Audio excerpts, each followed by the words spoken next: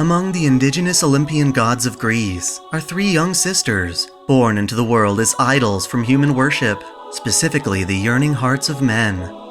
Stheno the Strong is the eldest sister, a lady with an elegant demeanor, overflowing grace, and wisdom in her words and actions. She is considered the ideal woman, so precious that men who hear her call their name lose themselves in passion, swearing eternal loyalty to her. The second daughter is Euryale, the far flyer, a lady with a carefree demeanor, overflowing smile, and the essence of purity in her words and actions.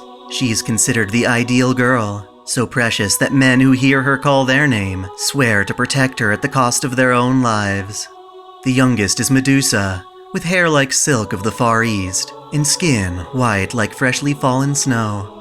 Unlike her elder sisters, she is born with a flaw that allows her to grow older and taller. Nevertheless, she amasses followers who love and worship her. In compensation for this flaw, she can be more vicious than a desert sandstorm with great supernatural strength. She possesses Cybele, the mystic eyes of petrification, which upon visual contact turns enemies to stone. As such, Medusa finds herself protecting her older sisters, who lack such talents. They are merely frail girls, with immortality and eternal youth. Even this, however, is considered precious. Normally, Olympian gods require golden apples to halt their aging, and yet the sisters never grow old. This draws in the ire of Athena, who, jealous of their eternal youth, claims their gift makes them monsters. Strangely, rather than taking her anger out on the older sisters, Athena sets her sights on Medusa. She claims Medusa's failed birth, her aging and physical strength are even more monstrous. Athena takes away the faith of Medusa's followers and exiles her to the Shapeless Isle, a land beyond the waters of Okeanos, with a curse destined to gradually turn her into a hideous monster, Gorgon. There, Medusa is isolated, lonely from the island's vacancy. Still, she resigns herself to this fate, hoping humans never come to the island. Athena has branded her a monster, but hurting others is the last thing she wishes to do. While they escape Athena's wrath, Stheno and Euryale care for Medusa enough to remain with her on the island. None of them are monsters, not yet anyway, but rumors still spread of Gorgon, enticing warriors to take up their swords. With her mystic eyes, Medusa protects her sisters from invaders, adventurers championing their bravery to try and rescue the goddess idols. This love the twins receive from humans is dangerous. The bravado they bring is destined to be the same force that violates their chastity. The men's relentless adoration proves to be more dangerous than their weapons. When the twins are about to give in, Medusa does not. Thus, none who come to the island return, all frozen to stone by Medusa's eyes.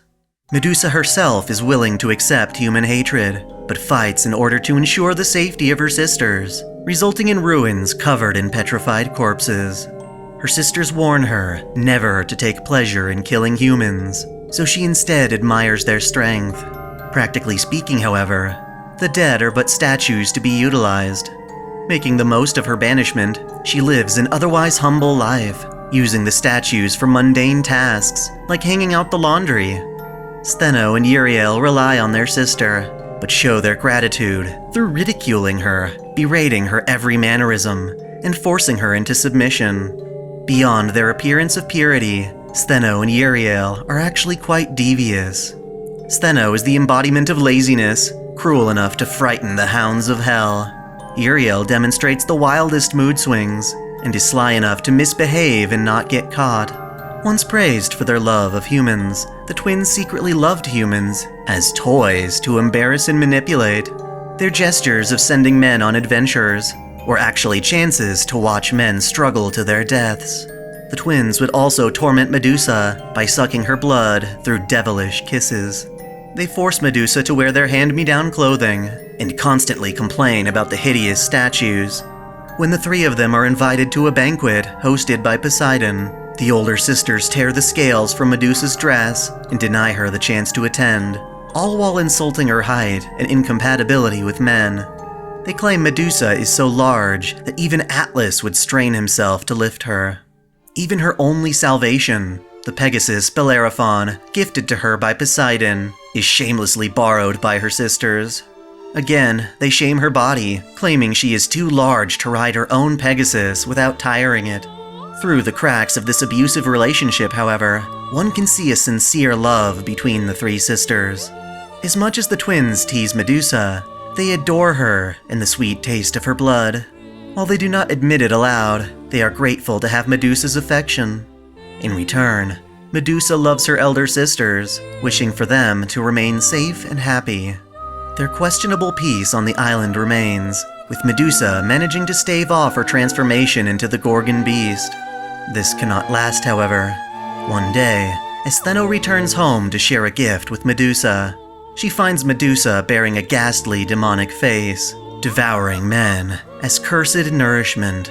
From here on out, Medusa begins to bypass paralyzing men in favor of brutally eating them, and each time she grows more ferocious. The purple snakes of her hair blacken with the staining of blood. Deep down, she feels remorse, but cannot bring herself to stop. As Medusa devours the blood of hundreds of invaders, her sisters begin to genuinely fear her. In shame, Medusa retreats deeper into the ruins, not wanting the twins to see her changing body. She grows heavier, with claws at her fingertips, covered from head to toe in gore. The strength she pursued to protect her sisters winds up being their demise. When Stheno and Euryale come upon Medusa, now transformed fully into the Gorgon, they tremble in fear, grasping each other's hands, yet they refuse to abandon her. After all, she had protected their purity, and they hold true to that blessing by accepting their fate as two more sacrifices in the Gorgon's wake. Stheno wishes the three of them could have lived together on the island forever. She opens her mouth to admit, "Well then, goodbye my cute Medusa. Since this is the end, I'll just let this slip. You know, we were the ones who admired you." Euryale, who had hoped the three of them could have escaped the island and return home, raises her head as the Gorgon charges forth. Deep within the Gorgon's mind, Medusa screams to try and stop herself, but cannot. Countless snakes consume the twins. As though crushing ants, the monster grinds them to a pulp. The two beautiful idols are devoured, becoming the monster's flesh and blood. Medusa is no more, and only the Gorgon remains. Athena's curse has reached its tragic conclusion. The only salvation left for the sisters is to be put to rest by the blade. Thankfully, such hope is in sight. Perseus, the son of Zeus and future king of Mycenae, declares that he shall bring back the head of the Gorgon monster to prove his bravery and save his mother. He ventures to the Shapeless Isle and into the Titan's ruins, equipped with noble phantasms gifted to him by the gods. Among them are his mirror-like bronze shield, the snake hunter's sword, Arpe, and a bag to contain the monster's head, Kibises. Proceeding through the dark, stale, blood-stained ruins, Perseus shivers and fears for his life. When sensing the monster's presence, he resorts to viewing his surroundings only through the shield, so as to not make eye contact and become one of the petrified corpses around him. The Gorgon comes, plowing through the stone statues, intimidating her foe. Suddenly, Perseus is fighting not for victory, but for survival. He is barely able to dodge the monster's arms with the flight of his winged sandals. Tired of chasing her prey like a bothersome insect, she unleashes Breaker Gorgon, the self-sealing Temple of Darkness, a great magical barrier that seals the world within her mind, stripping enemies of their strength. Regrettably, this is precisely what Perseus has been waiting for. Kibises is not a mere bag. It is a glorious weapon that inverts space. When used to counter Breaker Gorgon, Perseus is able to seal the monster in her own Temple of Darkness. Caught within her own trap, Gorgon is forced to nightmarishly reflect upon herself the way she was as Medusa, seeing just how low she has fallen. She recalls her sisters.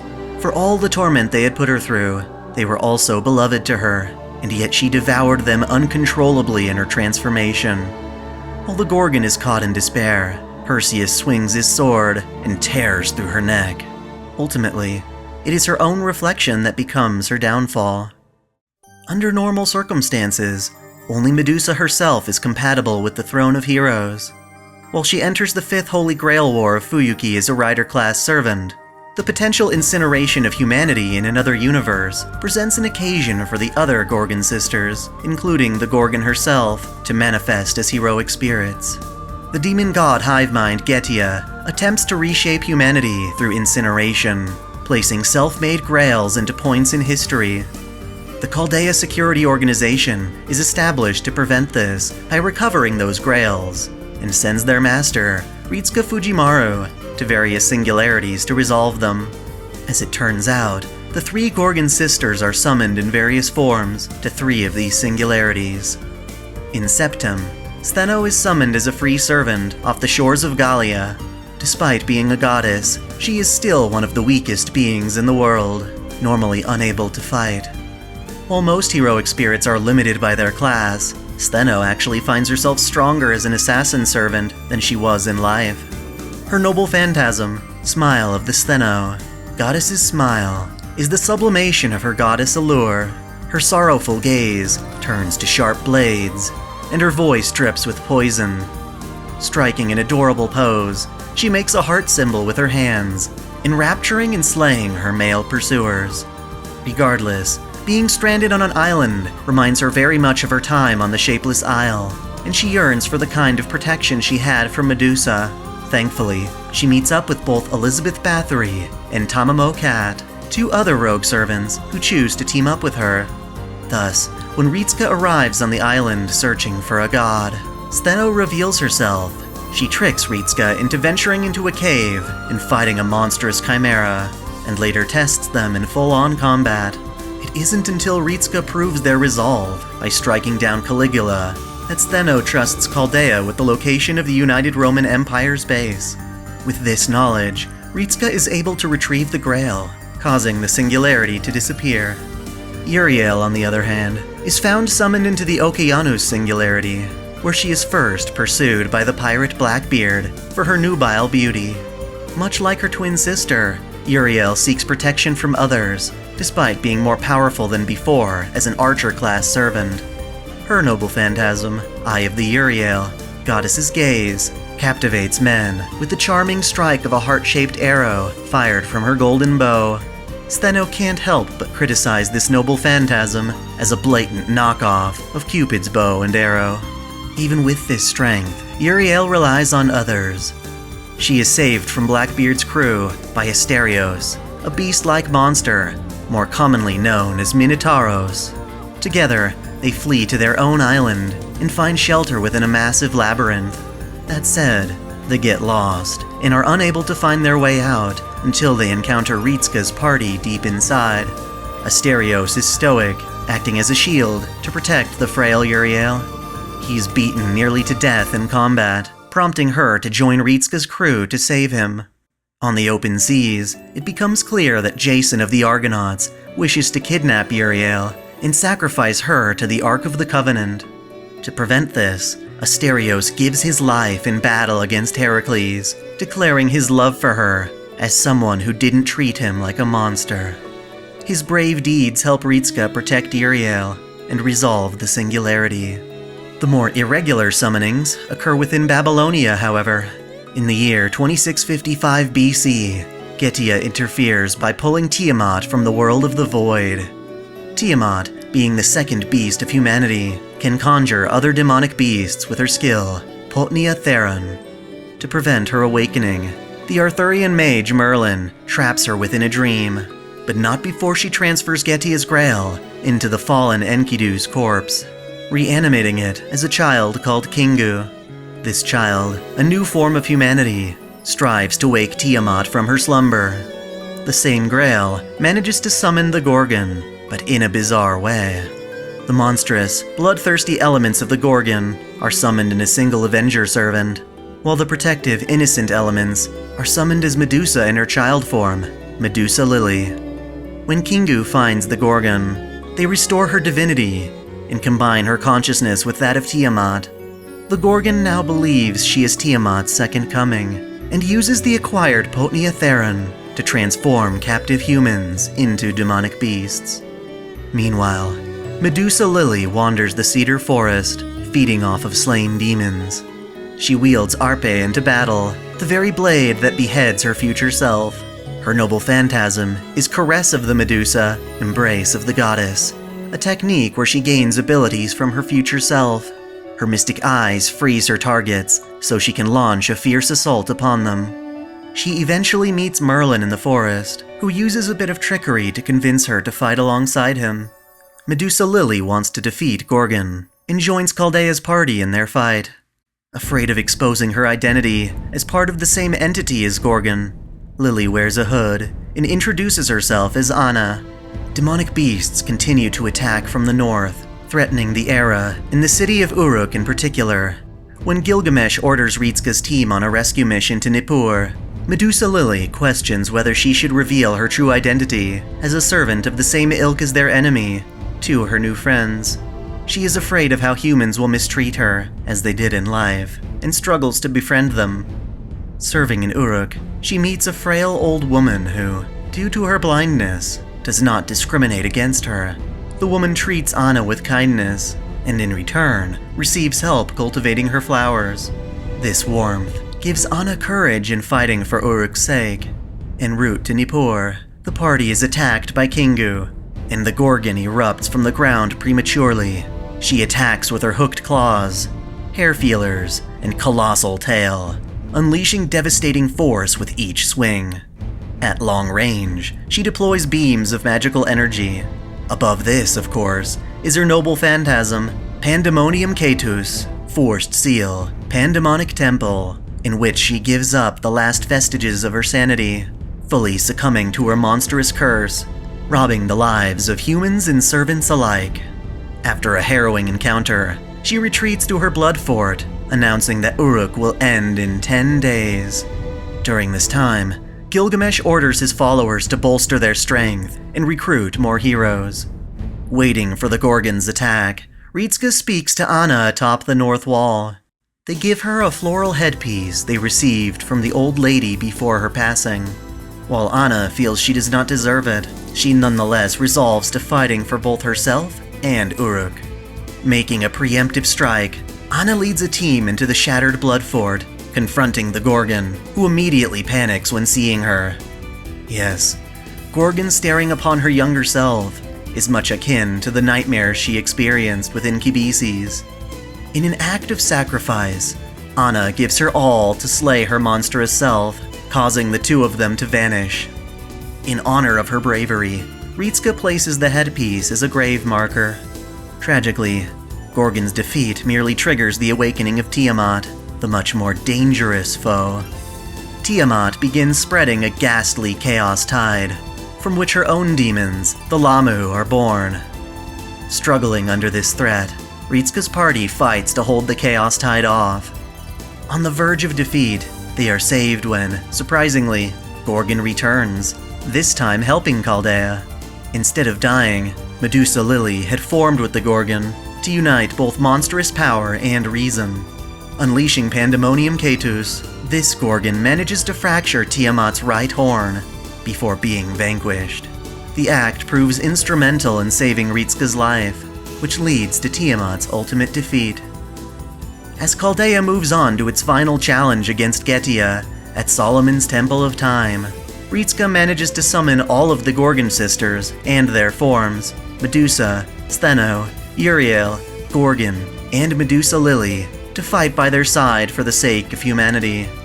At long last, these mistreated goddesses are able to move on from their tragedy, working together for a brighter future.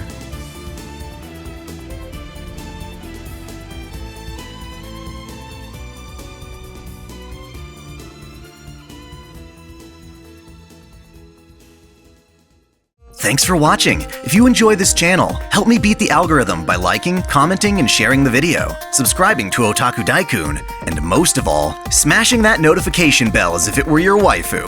That way you'll never miss out on all of my anime content, lore videos, live streams, and Holy Waifu Wars polls. My vids are struggling to get featured, so that bell is absolutely critical. If you want to support me directly, check out my Patreon, or consider donating via Super Chat. And as always, celebrate your fandom.